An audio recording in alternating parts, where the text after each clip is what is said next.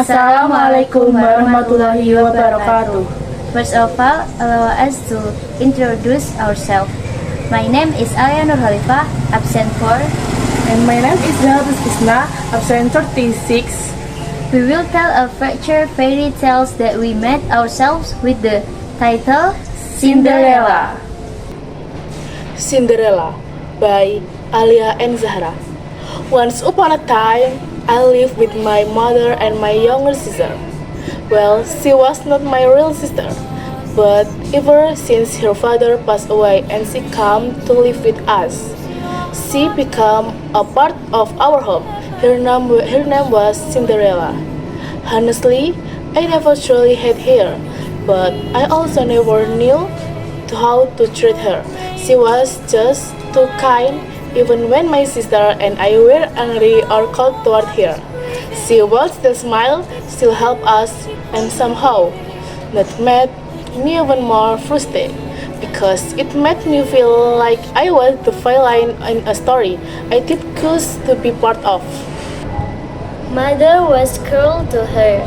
She said Cinderella will be a servant forever, and I let it happen. Maybe because it has always been that way. Maybe because staying silent was easier than standing up. Then one day, the palace announced a grand ball. Every maiden in the kingdom was invited. The prince was searching for a bridge. My sister and I were tired. We tried on every dress, spoke over the mirror, even argued about who was prettier. When Cinderella asked ever so kindly, "Can I go too?" I laughed, not to mock her, but I honestly did not think she meant it. I mean, she did not have a dress or makeup or even shoes worthy of such an event. She had never been that far from home. But when I looked into her eyes and saw them glisten with hope, something I knew we were. That night, my sister and I went to the ball, dressed in our finest. I tried to walk gracefully, to hold my head high, but all of that faded when a girl entered the room.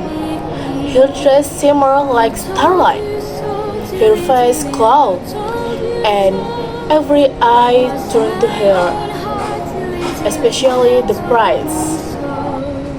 I didn't know who she was, but the way the prince looked at her, the way she smiled, it was clear she was someone special.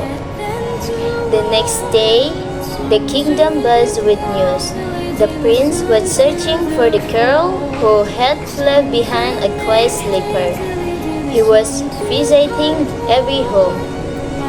Mother made us try on the slipper, and even though I knew it wasn't mine, I still tried. Maybe out of desperation, or maybe I just didn't want to give up so easily. But the shoe was far too tight. Then Cinderella stepped out from the kitchen. She walked slowly, nervously. She tried on the slipper and it fit perfectly. We were speechless. And then she pulled out the other slipper from beneath her tattered apron. In that moment, I knew she was the girl from the ball. My sister and I were stunned. Mother was furious, refusing to believe it. I never meant to hide anything, Cinderella said softly. I knew you would believe me, but that night felt like a dream. Why didn't you tell us? My sister asked, her voice trembling. I never want to win or defeat anyone, Cinderella replied. I just want to my life to change, but I'm still me, the stepsister you've always known, Cinderella. And now she lives in this palace, a princess, not because she sought victory, but because she deserved a happier ending, one that matched the quick strength she carried from all the years we overlooked here. Since Cinderella left for the palace, the atmosphere at home has not been the same. There is an empty space where she used to be filled with warmth. Even in silence, strangely, I miss her, not because of her dress or her new status, but because of her since kindness. Now I know. It is not beauty or luxury that makes someone sing, but a soft heart, even when hard. From a distance, I learned that kindness is never in vain. The moral that can be taken from this story is kindness, sincerity, and patience might not always be immediately rewarded, but they will eventually lead to happiness. Often, the ones who seem the weakest carry the greatest strength in silence, and will we might not accurately ourselves. Staying silent in the face of injustice makes us complete. Learn to empathize, to see beyond appearance, and never be afraid to do what's right, even when it's hard. That's the storytelling fracture fairy tale that we create. Sorry and thank you.